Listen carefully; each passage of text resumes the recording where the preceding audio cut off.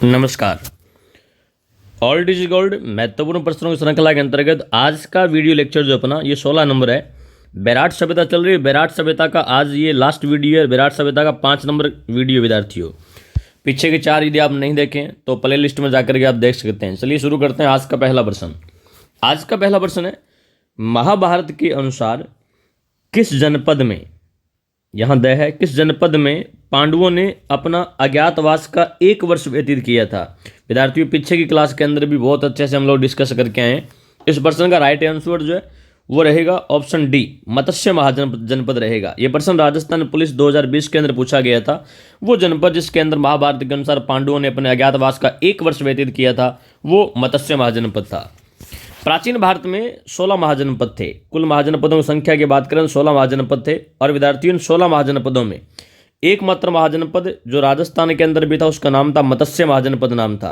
मत्स्य महाजनपद नाम था। और मत्स्य महाजनपद जो है, इस मत्स्य महाजनपद की राजधानी हुआ करती थी विराट नगर राजधानी हुआ करती थी। काफ़ी बार एग्जाम के अंदर इतना सा ही पूछा गया है कि मत्स्य महाजनपद की राजधानी कौन सी थी। तो मत्स्य महाजनपद की राजधानी जो थी विद्यार्थियों विराट नगर हुआ करती थी। महाभारत काल में विराट नगर जो है, मत्स्य महाजनपद जो है, महाभारत काल में यहाँ का राजा जो था, यहाँ का राजा था विद्यार्थियों विराट नामक राजा था। और विराट ने ही विराट नगर को राजधानी बनाया था विद्यार्थियों। विराट ने विराट नगर को राजधानी बनाया और विराट नगर को मत्स्य महाजनपद की राजधानी बनाया। और ऐसा माना जाता है कि महाभारत काल में पांडवों ने अपने अज्ञातवास का समय जो था वो यहाँ मत्स्य महाजनपद के अंदर बिताया था। फिर से रिपीट कर रहा हूँ, काफ़ी इंपॉर्टेंट है। पांडवों ने अज्ञातवास का समय मत्स्य महाजनपद में बिताया। एकमात्र महाजनपद जो राजस्थान में था मत्स्य था। और मत्स्य महाजनपद की राजधानी कौन सी हुआ करती थी? विराट नगर। राजा विराट के नगरी विराट नगर हुआ करती थी, जिसे वर्तमान के अंदर बैराठ कहा जाता है, जो कि बाण गंगा नदी के किनारे, अर्जुन की गंगा, बाण गंगा, रुंडित नदी, ताला नदी के किनारे है। चलिए आगे बढ़ते हैं। अगला प्रश्न देखिएगा। प्रश्न नंबर आज का 2 नंबर प्रश्न देखिएगा। राजस्थान में महाभारत काल के अवशेष कहाँ मिले हैं? यह प्रश्न पटवार 2011 के अंदर पूछा गया। राजस्थान में महाभारत काल के अवशेष जो ये कहाँ से मिले हमसे पूछा गया। ऑप्शन ए है अलवर के निकट बैराठ व भरतपुर के निकट नोहे में। ऑप्शन बी श्री गंगानगर में। ऑप्शन सी माउंट में। और ऑप्शन डी है नलियासर में। इसका राइट आंसर ऑप्शन ए है विद्यार्थियों, अलवर के निकट बैराठ व भरतपुर के निकट नोहे में महाभारत काल के अवशेष जो है वो मिले हैं। आगे बढ़ते हैं। अगला प्रश्न देखिएगा। प्रश्न नंबर आज का 3 नंबर प्रश्न, आमेर के राजा मानसिंह द्वारा निर्मित मुगल दरवाजा कहाँ पर है? आमेर के राजा जो मिर्जा राजा मानसिंह जो है, उस मिर्जा राजा मानसिंह ने जो मुगल दरवाजा बनवाया था, मुगल दरवाजा वो कहाँ पर है? ऑप्शन है बैराठ, आहट, गणेश्वर और कालीबंगा। इसका राइट आंसर ऑप्शन ए है विद्यार्थियों, बैराठ के अंदर है। बैराठ में मुगल बादशाह अकबर जो था, उस मुगल बादशाह अकबर के सबसे ज़्यादा विश्वासपात्र राजा राजपूत शासक मिर्जा राजा मानसिंह जो है, मिर्जा राजा मानसिंह द्वारा निर्मित मुगल दरवाजा जो था वो बैराठ में बनवाया था। मानसिंह ने बैराठ में मुगल दरवाजा बनवाया था, जो कि उस काल की भवन निर्माण कला और चित्रकला का सुंदर उदाहरण है विद्यार्थियों। अकबर का सर्वाधिक विश्वासपात्र राजपूत राजा जो था मिर्जा राजा मानसिंह था, आमेर के कछुआ वंश का, भारमल का पुत्र, भगवंत दास का बेटा। और इससे सर्वाधिक मनसबदारी प्राप्त थी, जो कि 7000 मनसबदारी थी विद्यार्थियों। ये प्रश्न भी काफ़ी बार एग्जाम पूछा गया। LSA 2018 के अंदर पूछा गया कि सर्वाधिक मनसबदारी मिर्जा राजा मानसिंह को कितनी थी? तो 7000 मनसबदारी प्राप्त थी। और मानसिंह ने बैराठ में मुगल दरवाजा का निर्माण करवाया था विद्यार्थियों। आगे बढ़ते हैं। अगला प्रश्न देखिएगा। आज का 4 नंबर प्रश्न देखिएगा। चलिए, ये जो प्रश्न है ये RPSC ग्रेड फर्स्ट 2016 के अंदर पूछा गया था। निम्नलिखित में से कौन सा कथन बैराठ के संबंध में असत्य है? हमें यहाँ पर 4 कथन दिए गए हैं और हमें बताना है कि कौन सा कथन जो है वो असत्य है विद्यार्थियों। चलिए, और पहला कथन देखिए, बैराठ में भीमताल स्थित है। ये कथन विद्यार्थियों बिल्कुल सही है।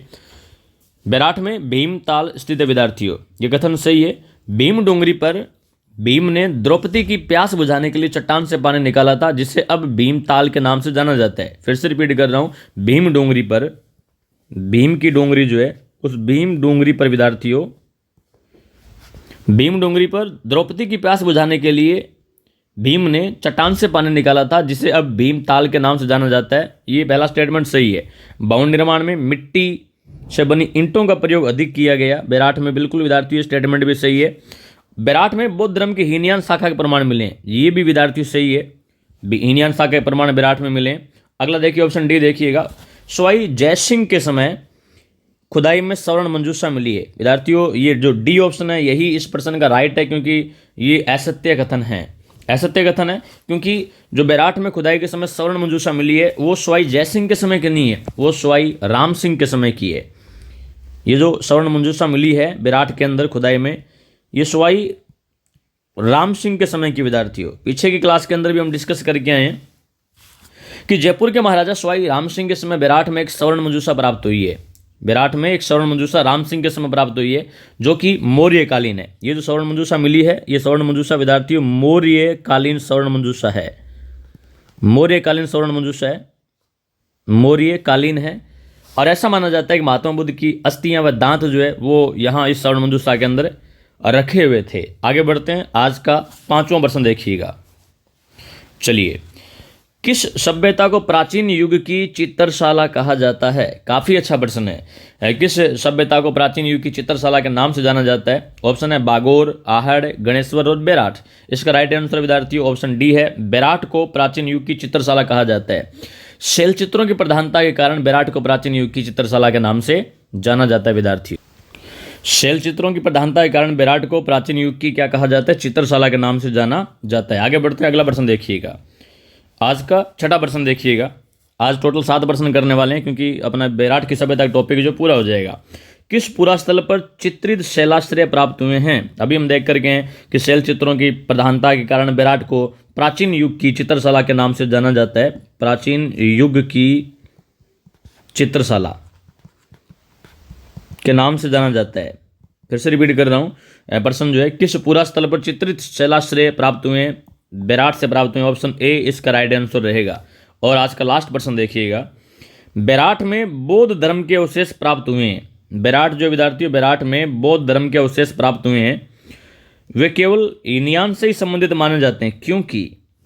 क्योंकि ऑप्शन दिए गए में 4 देखते हैं। पहला है, बेराट में महायान संप्रदाय के प्रचारक भिक्षु नहीं आए थे। बेराट अशोक से प्रभावित अवश्य माना जाता है, परंतु अशोक स्वयं महायानी नहीं था। यहाँ के शासकों में कोई भी महायानी नहीं था। और ऑप्शन डी है, उस समय महायान संप्रदाय का विकास ही नहीं हुआ था। ऑप्शन डी इस प्रश्न का राइट आंसर है।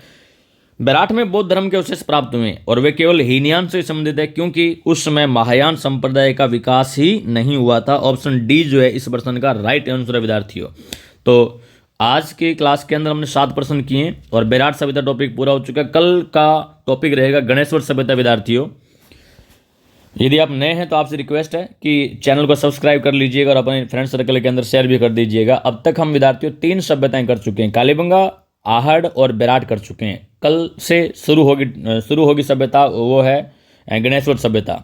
और ये 4 सभ्यताएं जो है 2nd ग्रेड और 1st ग्रेड के अंदर नाम से दी गई विद्यार्थियों, और कंप्लीट हम 3 कर चुके हैं अब तक। चलिए मिलते हैं आगे क्लास में, तब तक के लिए जय हिंद, जय भारत, धन्यवाद।